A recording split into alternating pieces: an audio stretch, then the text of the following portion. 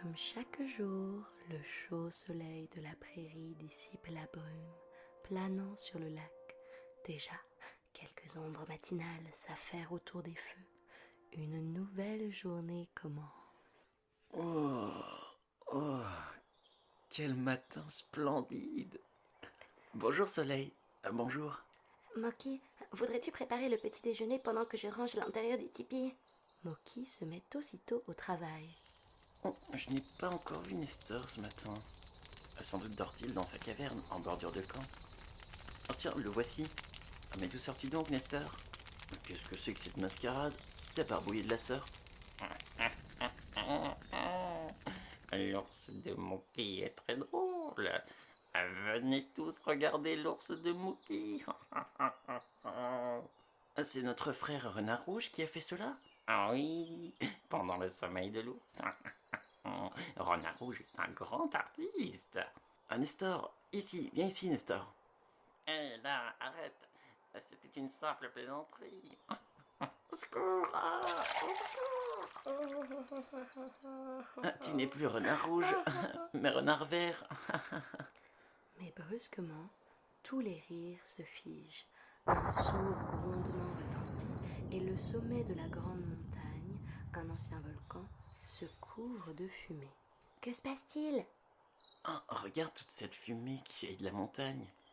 La grande montagne se réveille! La grande montagne se fâche! La grande montagne qui se réveille donne une idée à Renard Rouge. Renard Rouge va réfléchir à cela. Ah tiens, cette fumée a cessé de sortir du sommet. Brusquement, les tam-tams retentissent, invitant tous les membres de la tribu à se réunir pour un grand conseil. Le volcan de la Grande Montagne parut reprendre son activité abandonnée depuis de très nombreuses lunes. Seuls nos ancêtres ont vu les flammes crachées par la Grande Montagne, mais jamais les wigwams ont été atteints par le fleuve de feu. Soyez donc sans inquiétude et retournez à vos occupations. J'ai dit. Le grand chef a oublié de rappeler que nos ancêtres portaient des présents au sommet de la grande montagne pour apaiser le feu de la terre. Mon petit renard rouge, ta fortune est faite. Le lendemain, Encore un peu de patience, Nestor. Le poil a bientôt retrouvé sa véritable couleur. Oh, la fumée revient, la fumée revient. Renard rouge, mes frères, songez à tout le mal que peut causer la grande montagne en libérant ses fleuves de feu dans la vallée. Vos ancêtres calmaient la fureur du volcan en lui faisant de nombreux cadeaux. Reprenez cette coutume et la grande montagne ne grondera plus. J'ai dit. le totem m'a parlé. Le totem m'a parlé. Courons prévenir le grand chef. Bizarre ce totem qui parle. Quelqu'un était peut-être caché derrière lui. C'est impossible, nous l'aurions aperçu. Nos frères l'entouraient de toutes parts. Allons trouver notre amie Tête Blanche. Tu as raison, il nous expliquera pourquoi le totem parle. Oh oh, la grande montagne recommence à gronder. Voici notre amie Tête Blanche. Hé, Tête Blanche, où vas-tu ainsi? Les grondements de ce volcan m'étonnent. Je monte à son cratère pour l'étudier et j'avertirai votre tribu s'il y a un danger.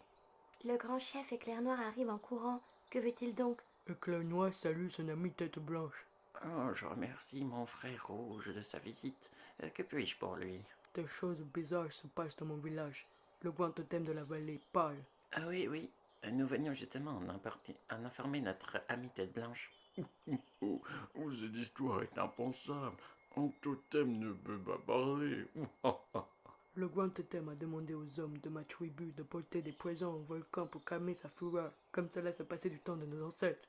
Tiens, montons ensemble jusqu'au sommet de la grande montagne. Je suis de plus en plus impatient de voir ce fameux cratère, qui ne me paraît être qu'une grosse farce. Mes enfants, nous aurons peut-être une histoire amusante à vous raconter à notre retour. Je ne comprends pas ce que veut dire Tête Blanche. Quelle histoire pourra-t-il nous raconter? Retournons au camp. Tiens, voilà Renard Rouge. Où va-t-il ainsi? Renard Rouge obéit au totem. Renard Rouge porte son offrande au volcan. Suivons Renard Rouge, sans le faire voir. Après une longue marche, Renard Rouge dépose ses cadeaux sur un grand rocher plat près du cratère, d'où s'échappe une légère fumée. Puis, après un rapide coup d'œil aux alentours... Regarde, un renard rouge mange le dindon rôti et les fruits qu'il venait offrir au volcan. Ne nous montrons surtout pas. Son attitude est bien bizarre, ne trouves-tu pas? Ce qui est encore plus bizarre, c'est que nous n'avons pas aperçu Tête Blanche et le grand chef. Ça va mieux. Cette promenade m'avait mis en appétit. Redescendons dans la vallée et attendons que mes frères rouges apportent leurs présents. Toujours suivi par Moki et Poupie, Renard Rouge arrive au camp. Mais contre toute attente, aucun Indien ne porte de présent au cratère. Aussi, dès le lendemain... Malheur sur vous tous, hommes rouges. La colère de la grande montagne va éclater et son fleuve de feu détruira vos wigwams si vos offrandes ne sont pas déposées sur le rocher sacré. J'ai dit. Toi qui sais tout au grand totem, dis-nous où se trouve notre amie Tête Blanche et notre grand chef qui ont disparu lors de l'ascension de la grande montagne. Tête Blanche, le grand chef, le grand totem de la vallée en fleurs ne répond pas à des papouses qui n'ont fait aucun cadeau au volcan. J'ai dit. Effrayés par les paroles du totem, tous les Indiens se précipitent sous leur tipi pour y choisir leurs meilleures denrées, leurs plus jolies broderies, et bientôt, une longue procession s'achemine vers le volcan. La voix du totem ne m'est pas inconnue. Tout va bien. Les voilà tous partis hors du camp pour porter leurs cadeaux au volcan. Aïe, voilà encore cette tourne. Il est capable de tout faire échouer. Ici, Nestor, pourquoi grognes-tu ainsi? À te voir, on croirait que ce totem t'a fait quelque misère. Il y a peut-être quelqu'un de caché à l'intérieur. C'est impossible. Il n'y a aucune porte qui permet d'y entrer. La voix du totem ne t'est pourtant pas inconnue, m'as-tu dit? Oh, tu as raison. Cachons-nous en surveillant le totem. Je vais en avoir le cœur net. Et quelques instants plus tard... Regarde, là-bas. Renard Rouge sort de ce buisson, près du gros rocher. Il s'éloigne en se cachant. Que faisait-il donc dans ce buisson alors que tous nos frères sont montés près du volcan? Surveille bien le totem, Nestor. Nous revenons dans un instant. Pendant que Nestor fait bonne garde au pied du totem, Moki et Poupie inspectent le buisson d'où est sorti Renard Rouge. Remarques-tu quelque chose, Moki? Oui. Ah oui, il me semble. Je ne me trompe pas. C'est bien un tunnel. Où peut-il bien conduire?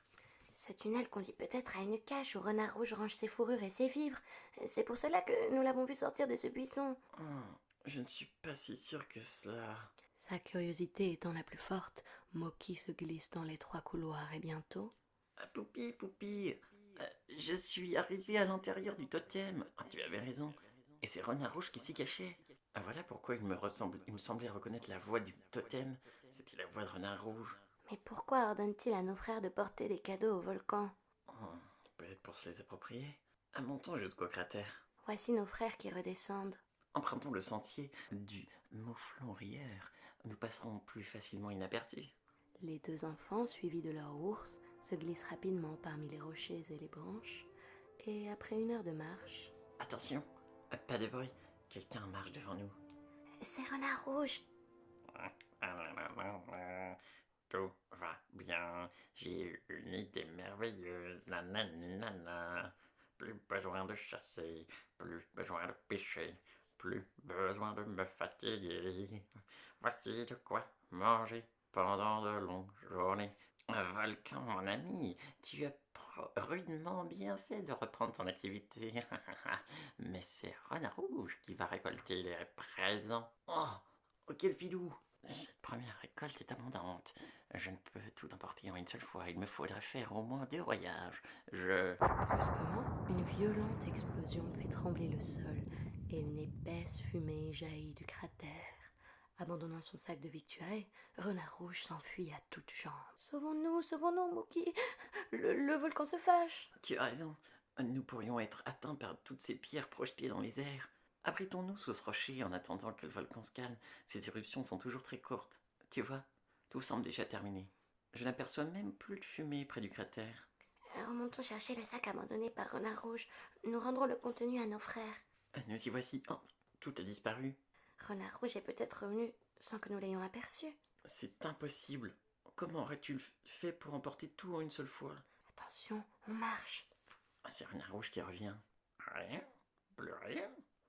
Tout s'est volatilisé. Pas la plus petite parcelle de galette de maïs, ni le plus petit os de dindon sauvage. Quelqu'un aurait-il eu la même idée que moi? Renard rouge, mon ami, il faut réfléchir à la question. Mais pas ici, le volcan pourrait se fâcher à nouveau. Renard rouge redescend dans la vallée. Laissons-le partir. Nous pourrons peut-être découvrir pourquoi tous les cadeaux se sont envolés. La légende disant que le volcan se nourrit avec les présents des hommes rouges est peut-être vraie. Non, je ne crois pas. Il y a un mystère qu'il faut éclaircir. Alors quelqu'un d'autre que Renard Rouge s'est approprié les cadeaux pendant que nous abritions sous notre rocher. Je ne vois que cette solution. Elle est très valable, Poupie, elle est très valable. Mais qui aurait fait cela? Viens, cherchons s'il y a des traces sur le sol comme nous faisons d'habitude. Sauvons-nous, sauvons-nous, le voilà qui recommence. Vite, regagnons la vallée, cet endroit est trop dangereux. Arrivé dans la vallée. Tiens, la colère du volcan est déjà terminée. C'est à croire qu'il ne tolère personne près de son cratère. Brusquement, la terrible voix du totem retentit. Mais rouge, avez-vous entendu le tonnerre du volcan? Le volcan gronde parce qu'il a jugé vos cadeaux trop peu importants et sans valeur. Nous n'avons pas choisi vos plus beaux dindons sauvages pour lui offrir vos... Ne l'écoutez pas, c'est... Enfermez immédiatement ces deux papous qui osent interrompre ma parole, ou je fais jaillir le feu du volcan jusqu'à vous, oui, wow. Mais arrêtez, écoutez-nous, le totem ne parle pas, c'est... On les enferme dans la grotte noire, près de la rivière, j'ai dit. Ah bravo, Nestor. Profitant du désarroi causé par l'intervention de Nestor, Moki s'enfuit à toutes jambes. Ah ouf. Oh, quelle course! Grâce à toi, je suis libre, mon vieux Nestor. Mais Poupie est restée aux mains de nos frères. Qu'y a-t-il, Nestor? Des abeilles? Tu avais senti leur miel? Surtout ne touche pas à ces abeilles, Nestor. J'ai une idée. Allons jusqu'à mon tipi. Mes frères ne nous verront pas. Ils sont trop occupés à écouter le discours de Renard Rouge. En effet, Moki parvient facilement à son tipi où il prend un pot de terre, y verse de la confiture, puis revient rapidement près du vieux tronc aux abeilles. Nous allons bien rire, Renard Rouge. Attirés par la confiture, de nombreuses abeilles se précipitent dans le récipient. Allez, allez, petites abeilles, entrez. Vous ne serez jamais de trop. À l'aide d'une terre plate, Moki emprisonne les abeilles dans son vase et les emporte rapidement. Voici l'entrée du tunnel conduisant au totem. Mon petit Renard Rouge, à nous deux.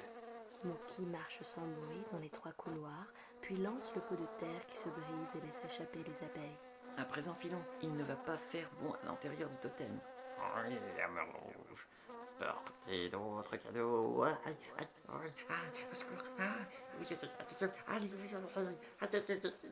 Venez, mes frères, venez voir l'âme du grand totem quitter sa carcasse de bois peint.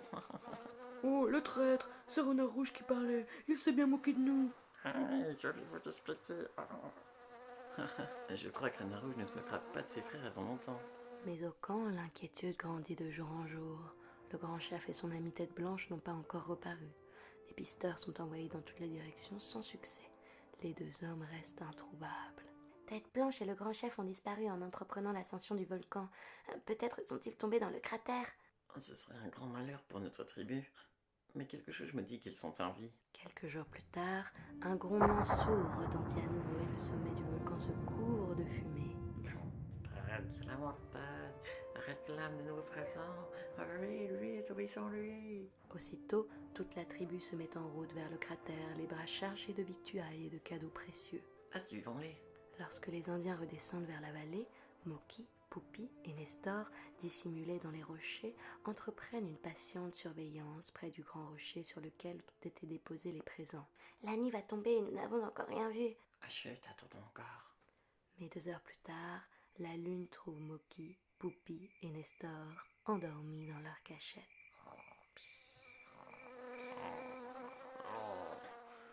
Je te vois, ce moustique. Je te donnerai un Mookie pour qu'il t'empaille. Hein? Des voleurs de présents. Poussant un grognement terrible, Nestor bondit. Que se passe-t-il, Nestor? Où est-il? Oh, je me suis endormi. Tu as pris ce morceau de tissu? On a volé une partie des cadeaux. Il y a donc bien quelqu'un d'autre sur le volcan. Ce pantalon en fait foi. Fais attention, Moki, nous sommes peut-être surveillés. Cachons-nous. Au même instant, une épaisse fumée jaillit du cratère, accompagnée d'une violente explosion. Ne nous éloignons pas du cratère. Je crois comprendre. Quelqu'un veut nous effrayer et nous éloigner du volcan. Attention, attention, des rochers roulent sur nous. Ah, sauvé. Ici, nous ne risquons rien. Ne bougeons pas, restons cachés et surveillons attentivement les alentours. Où est donc Nestor? Il n'est pas près de nous. Aurait-il été écrasé par les rochers? Cherchons-le, je ne peux pas rester dans cette incertitude. Attention, une ombre près du rocher où nos frères ont déposé leur présent. Le voleur est revenu, approchons doucement. Oh, Nestor! Soudain, une voix caverneuse retentit. Je suis l'esprit du volcan. Fuyez pendant qu'il est encore temps. Tout parle dans cette région. D'abord le totem de la vallée, maintenant le volcan, c'est encore une farce. Brusquement, une épaisse fumée verte jaillit du volcan et... Je suis l'esprit du volcan. Allez prévenir vos frères que vous m'avez vu et que j'attends de nouveaux présents. Lady. Encore une chose, papouze, ne remettez plus les pieds près de ce cratère où ma colère sera terrible et je n'aime pas les curieux. Tu y crois, toi, cet esprit? Absolument pas. C'est peut-être Renard Rouge. Je ne pense pas. Je n'ai pas reconnu sa voix. Mais ce qui est certain, c'est que nous gênons quelqu'un sur ce volcan. Et ce quelqu'un veut nous effrayer pour que nous abandonnions la partie. Mais où est donc passé Nestor encore une fois? Au petit jour? Oh, il mange encore les dindons sauvages offerts au volcan par nos frères. Enfin, le voilà. Oh, quelqu'un tire sur Nestor. J'aperçois le tireur, vite. Rejoignons-le sans nous faire voir. Cette fois, je ne vais pas te manquer. Mais Moki réagit immédiatement. Nestor bondit. Trop tard, l'homme au fusil réussit à s'enfuir en abandonnant son arme. Vite, courons. L'homme a disparu derrière ces rochers. Pendant ce temps, Nestor revient admirer les magnifiques cadeaux posés sur le grand rocher plat. Et il ne peut résister à la tentation. Mais, alerté par l'éruption de la nuit, la tribu de Moki et Poupi arrive avec de nouveaux cadeaux. Oh, car vous êtes touchés au présent que nous avons offert au volcan. C'est sûrement Moki et Poupi. Ils se trouvaient sur la montagne qui gronde avant nous. Moki et Poupi sont rapidement découverts et solidement ficelés. Moki et Poupi seront punis. Oh frère, voici l'esprit du volcan, prosternez-vous vite. Indifférent à toutes ces marques de respect, Nestor s'approche de Moki et Poupi. Nestor, quel est ce déguisement? Sapristi, l'esprit du volcan a des pattes d'ours. Alerte! Debout mes frères, ce n'est pas l'esprit du volcan, c'est l'ours de Moki et Poupi. Plus vite, Nestor, plus vite. Retournez tous dans votre vallée, hommes rouges, où ma colère sera terrible. Le volcan a parlé, le volcan a parlé. Lâche-nous vite, Nestor. Oh, ce volcan a parlé bien à propos, nous allons pouvoir continuer nos recherches. Levez vos mains, papouze. Votre curiosité vous a conduit trop loin. Fini de jouer au détective, papouze. Vous êtes nos prisonniers. Vous allez nous aider à porter tous ces présents. Dites à votre ours de rester sage ou je le transforme en passoire. Où nous emmenez-nous? Pas de question. Descendez. Vous aurez de la compagnie. Je ne vois rien dans ce couloir et c'est lourd. Ne vous inquiétez pas, nous arrivons. En effet, après avoir parcouru quelques dizaines de mètres dans l'obscure galerie, Moki et Poupi arrivent à l'air libre. Nous voici arrivés dans le cratère du volcan. Heureusement éteint depuis longtemps. Mais alors, si le volcan est éteint, pourquoi la montagne gronde-t-elle? Vous comprendrez bien plus tard. Pour l'instant, il faut aller chercher les autres cadeaux offerts par votre tribu. L'ours a disparu dans la galerie, je ne le retrouve pas. Voilà, qu'il aille au diable. Sans doute est-il tombé dans une des nombreuses crevasses bordant la galerie. Mais il faut le retrouver, Nestor, le plus rapidement possible. Peut-être est-il blessé, peut-être inutile de discuter. Il y a d'autres choses plus importantes à faire. Non, nous ne ferons rien tant que notre ours ne sera pas retrouvé. Vous voulez faire les fortes têtes? Très bien. Dans ce cas, allez retrouver vos amis. En tête blanche.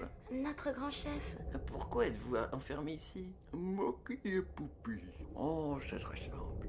Je me doutais que ce volcan s'éveillait de temps en temps n'était qu'une tromperie. Accompagné de mon ami Éclair Noir, j'ai visité le cratère et mes soupçons ont été confirmés. Malheureusement, les deux individus qui ont imaginé cette affaire nous ont surpris. Et nous voici. Mais comment font-ils gronder la montagne? En faisant exploser quelques gros pétards de leur invention. Les fumées de couleur sont produites par des feux de Bengale et les éclairs dans le ciel par des fusées. Et nos frères, pour apaiser le volcan, apportent tout ce qu'ils ont de plus précieux. Je comprends à présent. Eh bien, il faut sortir d'ici à présent. C'est ce que nous pensons. Mais comment faire? La porte est trop solide. Impossible de la briser. Nous avons déjà essayé.